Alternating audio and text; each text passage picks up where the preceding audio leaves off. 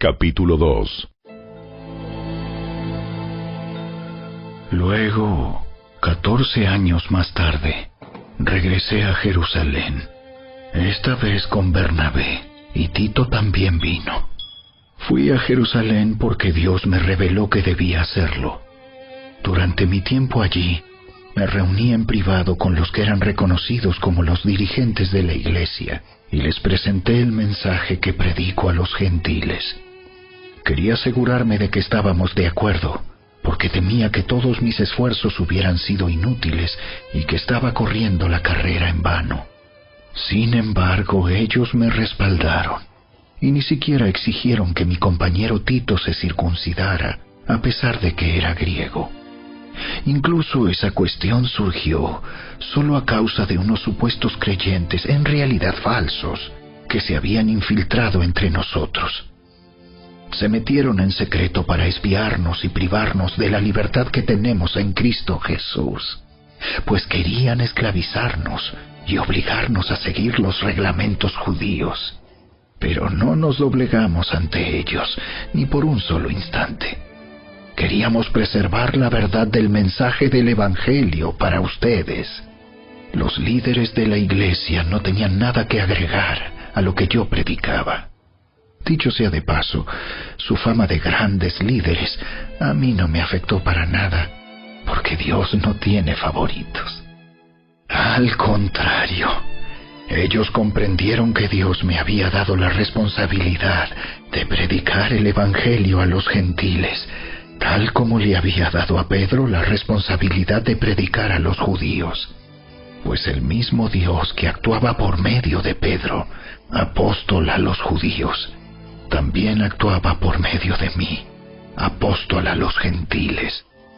De hecho, Santiago, Pedro y Juan, quienes eran considerados pilares de la iglesia, reconocieron el don que Dios me había dado y nos aceptaron a Bernabé y a mí como sus colegas. Nos animaron a seguir predicando a los gentiles mientras ellos continuaban su tarea con los judíos.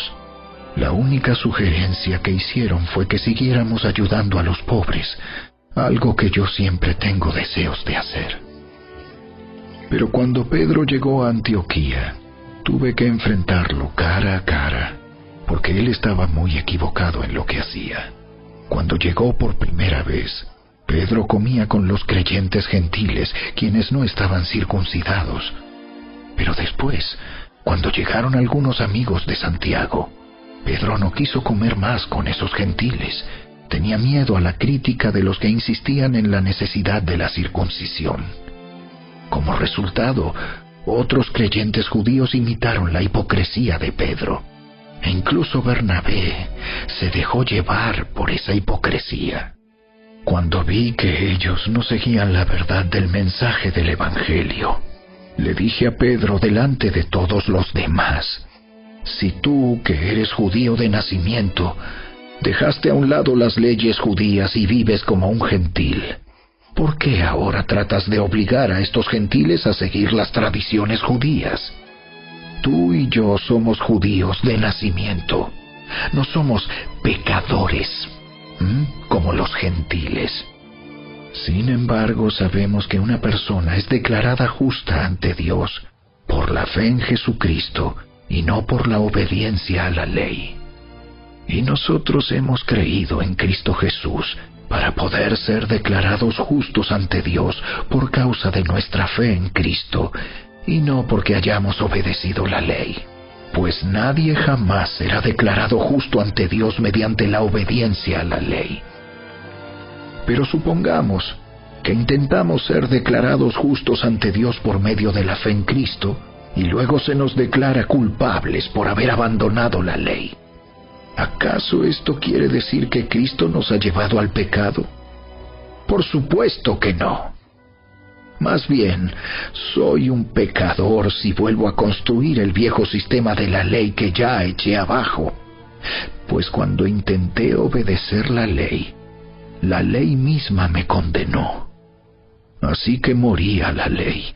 Es decir, dejé de intentar cumplir todas sus exigencias a fin de vivir para Dios. Mi antiguo yo ha sido crucificado con Cristo. Ya no vivo yo, sino que Cristo vive en mí. Así que vivo en este cuerpo terrenal, confiando en el Hijo de Dios, quien me amó y se entregó a sí mismo por mí. Yo no tomo la gracia de Dios como algo sin sentido, pues si cumplir la ley pudiera hacernos justos ante Dios, entonces no habría sido necesario que Cristo muriera. Audioescuelasabática.com. Lección número 3, para el 16 de octubre de 2021. El Pacto Perpetuo, sábado 9 de octubre. Para memorizar: y estableceré mi pacto entre mí y ti, y tu descendencia después de ti en sus generaciones, por pacto perpetuo, para ser tu Dios y el de tu descendencia después de ti. Génesis capítulo 17, verso 7. Vi volar por en medio del cielo a otro ángel que tenía el Evangelio eterno, para predicarlo a los moradores de la tierra, a toda nación, tribu, lengua y pueblo. Apocalipsis capítulo 14, verso 6. Observa, es el Evangelio eterno, que siempre existió, que siempre estuvo allí, que se nos prometió en Cristo Jesús desde antes del comienzo del tiempo. Tito capítulo 1, verso 2. Por tanto, no es de extrañar que la Biblia hable en otras ocasiones sobre el pacto perpetuo, eterno o sempiterno. Génesis capítulo 17, verso 7, Isaías capítulo 24, verso 5, Ezequiel capítulo 16, verso 60, Hebreos capítulo 13, verso 20, porque la esencia del Evangelio es el pacto, y la esencia del pacto es el Evangelio. Dios, por su gracia y su amor salvíficos, te ofrece una salvación que no mereces y que nunca podrás ganar. Y tú, en respuesta, le devuelves el amor, con todo tu corazón y con toda tu alma, y con toda tu mente y con todas tus fuerzas. Marcos capítulo 12, verso 30. Un amor que se manifiesta por la obediencia a su ley. Pues este es el amor a Dios, que guardemos sus mandamientos. Primera de Juan capítulo 5, verso 3. Esta semana veremos la idea del pacto según se expresa en el libro de Deuteronomio, donde el pacto y todo lo que éste implica se ponen de manifiesto.